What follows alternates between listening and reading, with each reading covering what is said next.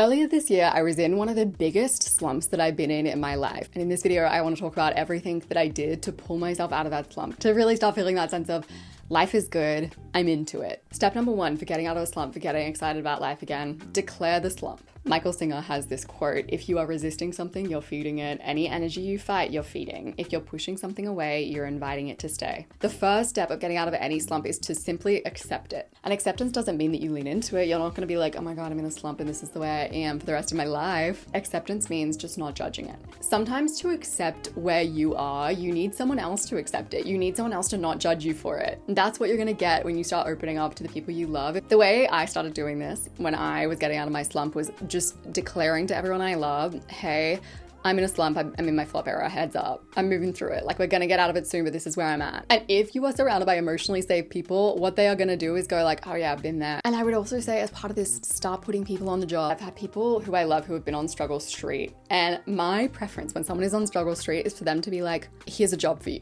One of my friends who's been struggling has me walking her, that's my job. Occasionally when she was deep in it, I was just checking in and being like, do you need to be walked? People love to help. You don't need to declare your slump in a way that's like, it's just such a hard time. If that's not really your language, you can declare your slump in a way that's like, this is what's up. We need to plan something fun. I need to snap myself out of it. Step number two, it's time to feel. I want you, if you are feeling deeply unexcited about life, to be bawling your eyes out at some kind of art. For me, the best way to do that has been film. For you, it might be going to an art gallery. But if you want somewhere to start, I am going to have a list on the screen as well as in the description of films that you can watch that will leave you sitting there going, I need to deeply connect with every person I love. I need to deepen and strengthen my relationships.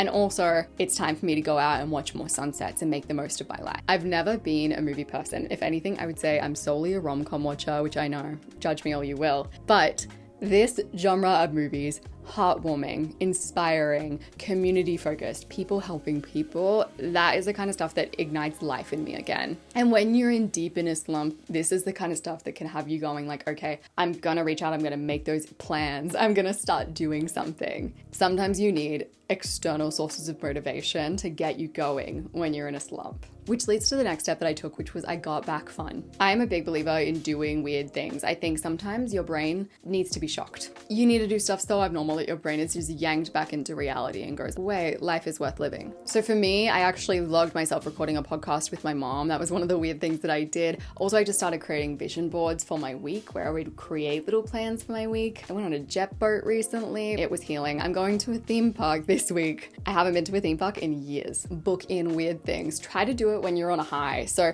if listening to this has got you motivated, start texting people, start booking things in or buying tickets if you can. Doing weird stuff doesn't have to be money related. If you always go to the same place to eat your lunch, go to a different place to eat your lunch. The next step I took was that I made a habit of progress to fuel my motivation. So you probably know the progress principle study. They looked at the diaries of all of these employees and they found that the one thing that most influenced their creativity, productivity, motivation levels was progress. So the more small wins these people had towards meaningful goals, the more motivated they were. If progress is one of the best ways to create motivation, and you can look around at your life and go, actually, I'm not making any meaningful progress, the math is adding up. For me, in the midst of my slump, I really struggled because I've always been an action taker. So one day I just made an executive decision that every single day, first thing in the day, I would give my most important goal. Something that felt meaningful to me, attention. This is something I've absolutely done before, and somewhere along the way, I lost it. And I feel sad for ever having lost it because it's life-changing. My rule now is every day I give my most important thing attention. So that doesn't mean I work for an hour every day on my goals. Some days it's 15 minutes, some days it's 30, but I'm always going to give it attention and make sure that I'm progressing. Initially, when you start doing this, your motivation is going to be low because you don't have any progress built up. But after a week, when you can look back and be like, wow, look at all the progress I've made, you'll start to feel motivated again and you can kind of ride the high. The next step to take that I think is deeply healing,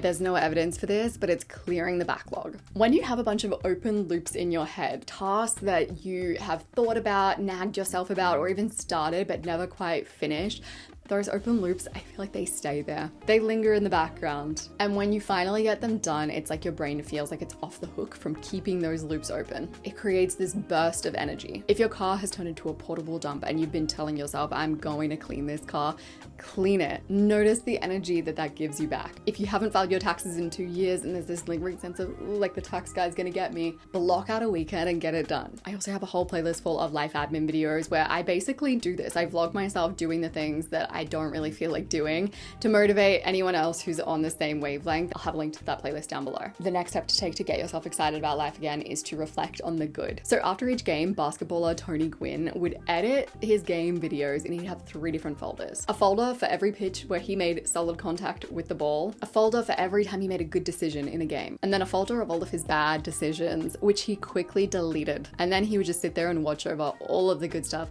to solidify his confidence that he is a great basketball player. It can be so helpful and life-altering to experience regret and to experience pain. And I mean this. You touch a hot stove, it's hot, it's painful. You really notice that pain, you never touch a hot stove again. You hurt someone with your words, it is painful to see that you've caused harm. You notice that pain, you feel that pain, and you don't say harmful words of a similar nature again. Letting yourself experience pain and regret is an important part of life, and yet, when you are in a slump, the last thing that you need to be doing is sitting there and wallowing on your regrets, on your bad choices, on things that you could have done differently, because at that point, you're not feeling pain, you're ruminating on pain. You're accelerating and keeping pain going. It's no longer helpful, it's harmful. Instead, you need to be pumping yourself up. You need to be like that basketball player. You need files and folders of your good moments, the things that you've done right. Dr. Nate Zinser actually works with athletes who are struggling with their confidence, and he gets them to create top 10 lists. You can do something like that for your own life. The first list that you want to create is a list of times where life actually felt really fun, interesting, alive, and cool. Sink back into those feelings. Remember a time when you were excited about life. Remember that life can be cool. The next list that you want to make is the I can actually do great things top 10 list. So Dr. Nate gets these athletes to reflect on their career and really pick out all of their highlight moments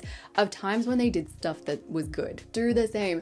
Think back to times where you made progress even when life was hard, when you got over a slump. Great things don't have to be like monumental, you'd write a book about it. Great things can be simply that you dropped a bad habit a few years ago. You need to remind your brain of memories that feel encouraging and inspiring and show what's actually possible for you. The most reliable data that you can ever look to for what is possible for you is what's happened in the past. If you've gotten out of a slump before, you can get out of a slump again. If you've achieved goals before, you can achieve goals again. Sometimes when you're slumping, and I see this in other people when they slump, all I think is you've just forgotten yourself. They've forgotten how great life can be. They've forgotten how great they can be. They've forgotten how much they can do. And this exercise is simply about reminding yourself, about remembering yourself. A slump is a forgetting issue, not a skill issue. Step number 6, get clear on what you want and not what you want to want. Life 1000% will get more beautiful, more freeing, and more enjoyable when you stop lying to yourself about what you actually want. I used to tell myself that I didn't really care that much about aesthetics, even about clothes.